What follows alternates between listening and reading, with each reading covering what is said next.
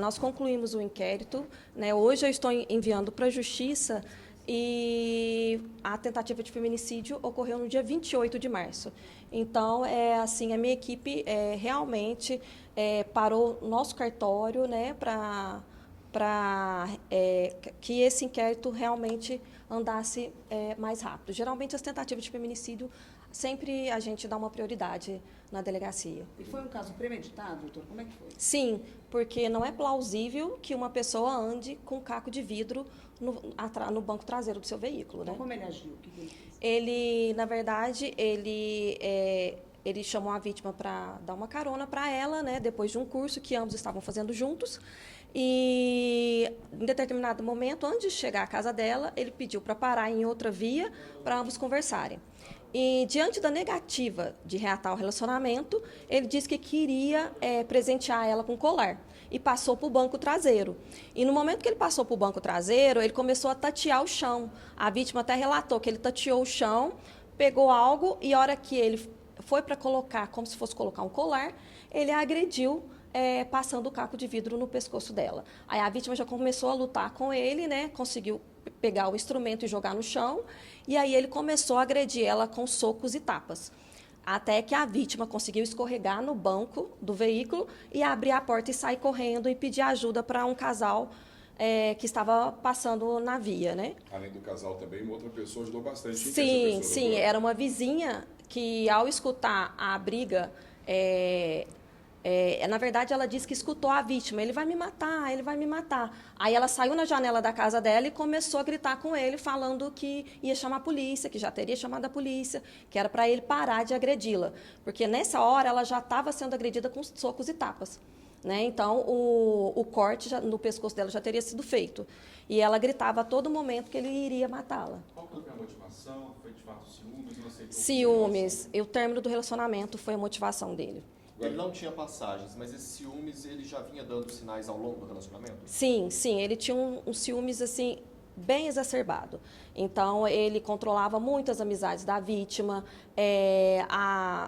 Se saíam juntos, ela não poderia conversar com outros homens. Ele era bem ciumento mesmo. Depois do crime, ele usou redes sociais, aplicativos da própria vítima. Explica, detalhe pra gente, doutor, o que ele Sim. fez depois de atacar essa mulher que ele falou na internet e WhatsApp. A vítima, ela deixou os pertences pessoais dentro de uma mochila no veículo dele.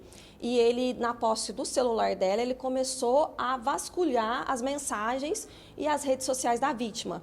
E algumas mensagens que ela enviou para outros homens, que ele achava que possivelmente poderia ter sido uma traição dela, ele começou a filmar e postou no Instagram dele. Tanto é que ele fez 2 posts, que ele encontrou 2 mensagens e ele...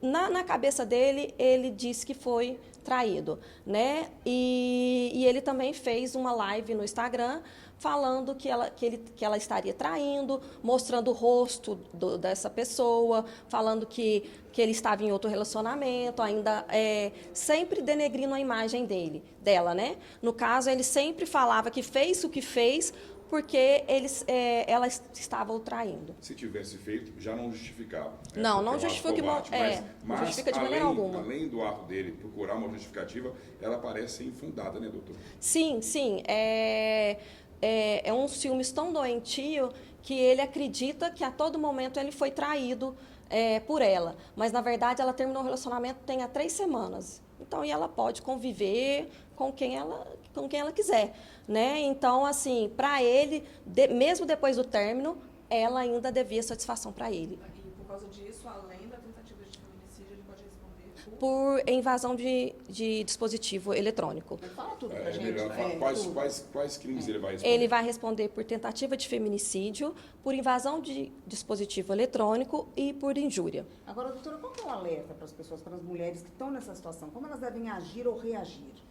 Sim, o caso, ele não foi tão típico, porque ele nunca chegou a agredir ela, não chegou a ameaçar ela, mas o ciúmes foi escalonando. Então, sempre aqueles ciúmes exacerbados, controlando a vítima, controlando onde ela vai. Inclusive, ela é profissional liberal. Ele tentava controlar até os pacientes dela, né? Quem que era paciente, quem que não era. Né? Então, assim, para a vítima, pequenos sinais de agressividade já podem ser um sinal para, eu posso ter algum problema. Então, vamos começar a conversar. Se vê que não vai dar certo, vamos terminar o relacionamento, né? E terminou o relacionamento, sempre desconfie, né, daquela pessoa, porque ele pode vir a querer conversar sobre o relacionamento, não aceitar o término e partir para agressão, como aconteceu com várias mulheres, né? Inclusive, ela teve a chance e ela está viva, mas muitas das mulheres não estão vivas, né? Doutora, Fazer por o que como? ele não foi preso ainda, doutora? Ele está se escondendo, né? A minha equipe tem 3 semanas que está à procura dele. E ele está foragido da justiça. Tem 2 semanas que já nós temos o mandado de prisão dele, né? O mandado de prisão dele está em aberto, mas a gente chegou até a ir em outras cidades para procurá-lo, que, segundo informações, ele estava numa cidade aqui vizinha, de Belo Horizonte. Então, a gente foi em outras cidades para tentar localizá-lo, só que até o momento nós não conseguimos localizá-lo.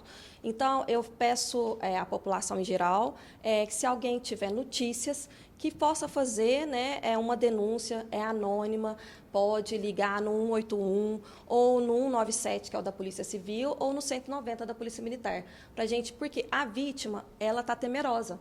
Ela não consegue voltar a trabalhar porque ela está com medo de possivelmente ele encontrar com o autor, né? Então, assim, enquanto ele está solto, a vítima está presa na sua casa. E nesses casos é importante, então, fazer um boletim de ocorrência, Sim. em casos dessas... Sim, sempre é importante fazer o boletim de ocorrência e fazer o requerimento das medidas protetivas, né? Nesse caso, ela não tinha medida protetiva. Assim que ela saiu do hospital, ela foi até o plantão policial requerer as medidas protetivas.